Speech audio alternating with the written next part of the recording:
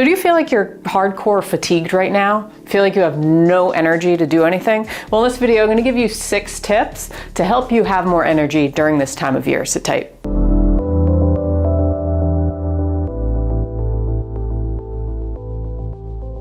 Welcome back to another video. My name is Jen Palco. Today, I'm going to give you tips on how to have more energy during this time of year, during the colder months where we feel just maybe crushing fatigue.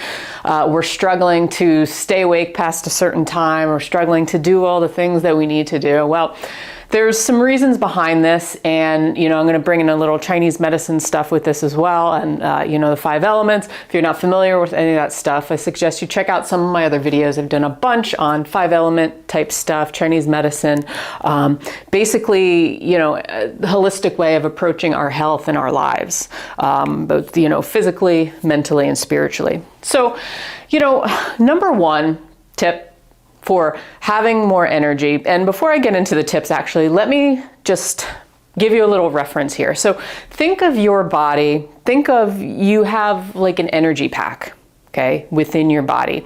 In Chinese medicine, there's something called Jing, J-I-N-G, and this is basically our constitutional essence. It's what we're born with. It's like our backup battery in a sort of way. And, as we're going through the cycles of nature, we have nature to either back us up a little bit where we have more energy in, say, spring and the summer months, and then some time of year, as it gets colder and stuff, where we need to hibernate more, where naturally we don't have the same amount of energy to help us out. So we tend to tap into our Jing, or our backup battery, a little bit more. So maybe in spring or summer where you are at like 50% to 99.9% full on your energy levels, now you may find that you're dipping below the 50%, maybe you have 30%, 20%.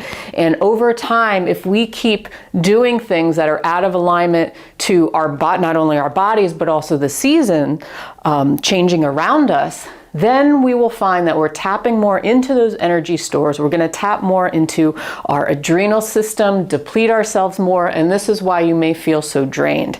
So it could be lifestyle stuff. It could be stuff with food that you're doing, not getting enough rest, not aligning yourself to Mother Nature as we are intended to do. So number 1, let me get into number 1, eating more warming foods. So in summertime or the warmer months, seasons, we want cold stuff, right? Because we're hot, we're sweating, it's humid outside. So we're drinking ice water, we're drinking cold cocktails and beers and eating lots of salads and things like that. But as the season changes and we start going into fall and eventual winter, if we keep eating a lot of salads, a lot of raw cold stuff, it's going to put it's going to put strain on our digestive system. So basically, when we eat cold stuff, the body takes longer because it has to heat that food up for us to digest it properly. We can get away with colder stuff in the warmer months because it's balancing us out. But think of in winter, you're eating ice cream in winter. What does that do? It adds more cold to an already cold system, right? You're eating a lot of raw stuff. Your body can't keep up. It has to try and light that fire, and eventually that fire's gonna burn out, okay, the more we do it. And it can lead to a lot of physical ailments down the road, maybe a lot of dampness in the body and things being stuck and not moving properly because we don't have the balance of the nice warmth. So number 1 tip is to look at what you're eating, and you want to eat a little more warming foods in your world, and look at all the cold raw stuff and how can you kind of transfer that a little bit. So if for breakfast you're eating, drinking cold smoothies all the time, lots of fruit and lots of green vegetables, it's healthy for you.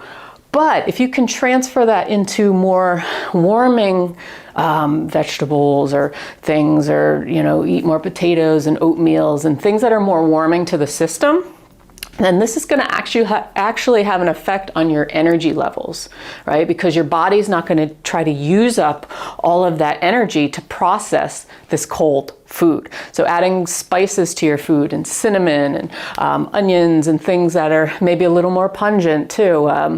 I don't know, whatever you like to eat. Just look at what you're eating, how much, you're putting ice in your drinks and your water, and when you go to restaurants, if you're drinking ice water and that type of thing, and that's going to put a strain on you. So that's tip number one.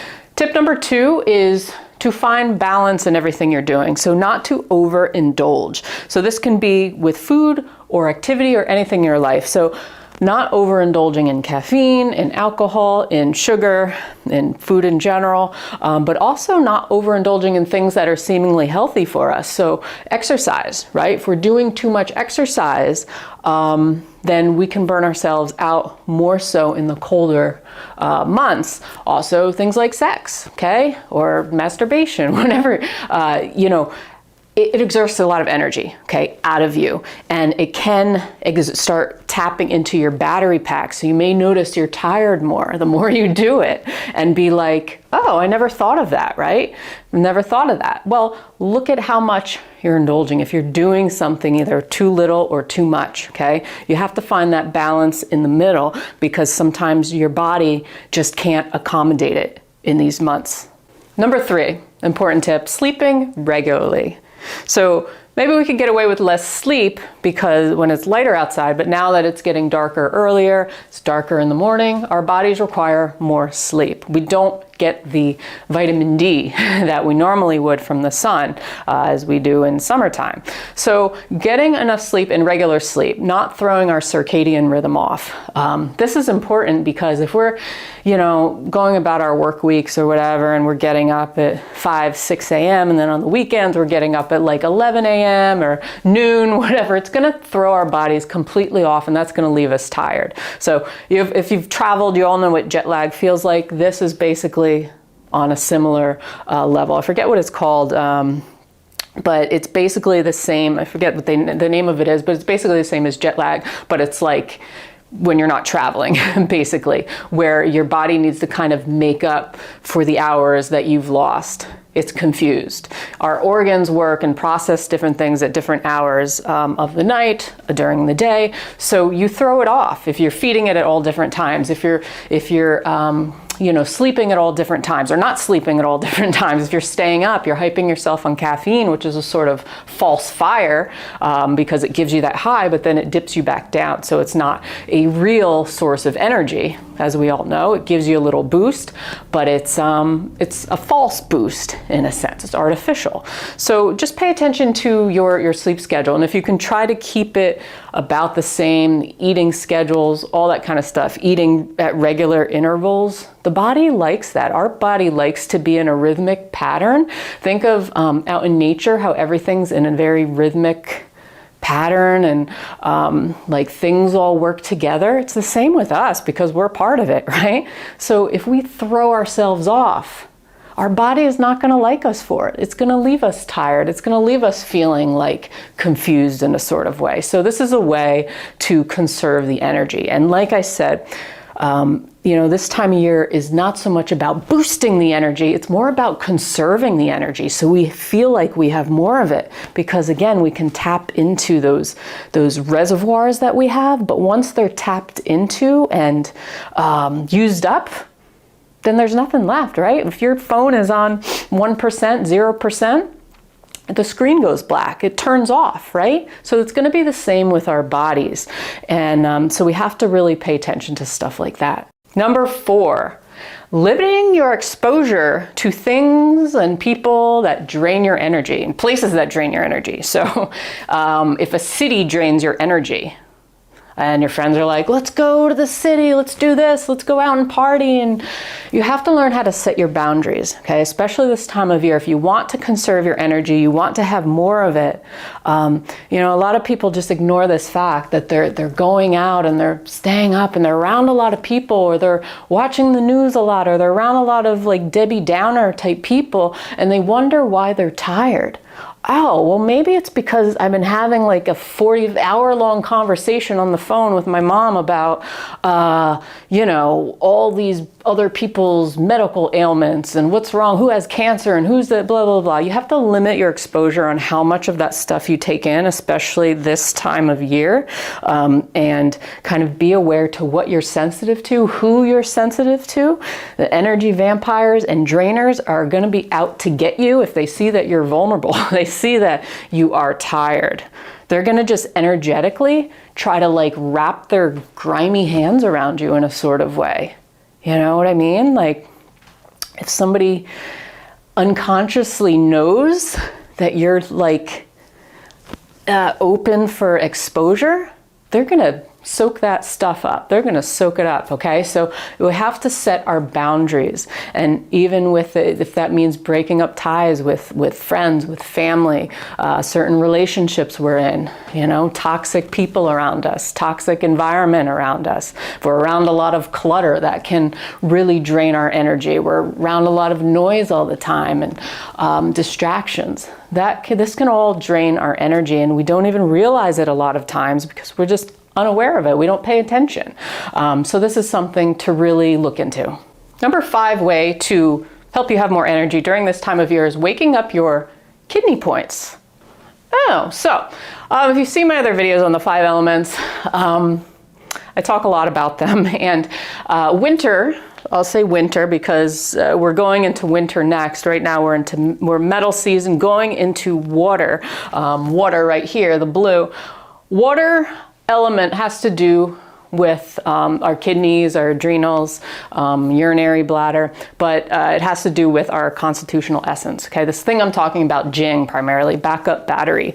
And, you know, by tapping into certain acupuncture points or acupressure points on our bodies, because our bodies are working like a circuit, we're just an energetic circuit where the energy is running through all of our organs on something called meridians in Chinese medicine. And, you know, by tapping certain points and kind of breathing into them, we can actually stimulate them. Okay, stimulate this element, the water element, because it's good to be in tune to the season of the element of the season, rather, I should say. So, you know, there's a couple kidney points, you know, in acupuncture. First one, easy, is just tapping like under your collarbone here. So, and going like 2 inches from the center line here. These are your upper kidney points. So you feel your clavicle, your collarbone, and you come down into like the intercostal spaces here. So you have 1, you could go down 2, 3, basically in your rib area, and just tap these points. Okay, I'm not going to tap hard because I have a microphone on, but tap these points, rub these points, close your eyes. Do this in the morning, where you're basically stimulating certain areas of your body that are enhancing the kidneys for you, and the kidney element, the water element. So you have the upper kidney points, and these are have a very spiritual connection as well. So you can press these guys. Also the balls of your foot. I'm not going to show you the balls of your foot, but underneath your foot, if you know what the ball of your foot is, right? If this is the bottom of your foot, this is the ball of your foot, right? Like right in the center here is something called kidney 1, and this is the lowest acupuncture point on the body. It's a good grounding point, so you can press this. You can use like a tennis ball, or I like to use, like a tennis ball, lacrosse ball, anything that's like hard, even a golf ball, and just get in there and rub this point. Or if you're in a seated position, you can rub it with your thumb and press on it. If you have essential oils, you can, you know, rub some of those on there too. Sometimes I would like to put like lavender on there before bed. It has a nice grounding effect. So that's something you could do as well. Kidney 1, upper kidney points, and the other one, not kidney points, but it's on the dew meridian, and it's called dew 20, which is basically just the top of your head. So if you feel for the top of your ears and just connect where your fingers connect, and just tap top of your head, okay? So you have kidney 1 on the bottom of your feet, which is grounding into the earth, and then you have dew 20, which is the highest acupuncture point on the body, which is up to the cosmos, right? So you can create an energetic circle going up and down in your body.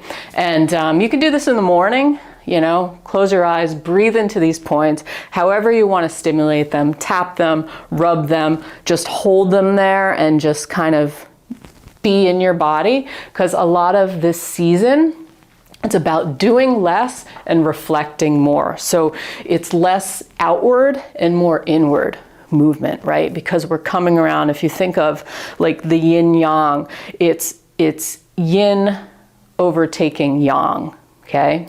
We're coming into the yin of ourselves, which is internalizing, self-reflection, all that kinds of cool stuff. And last but not least, number 6 tip for having more energy during this time of year, soaking in as much sunlight as you can.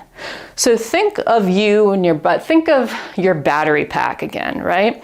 And you go outside in the sun to recharge the battery. You're like solar powered. And essentially we are kind of solar powered, and that's why our mood is so affected.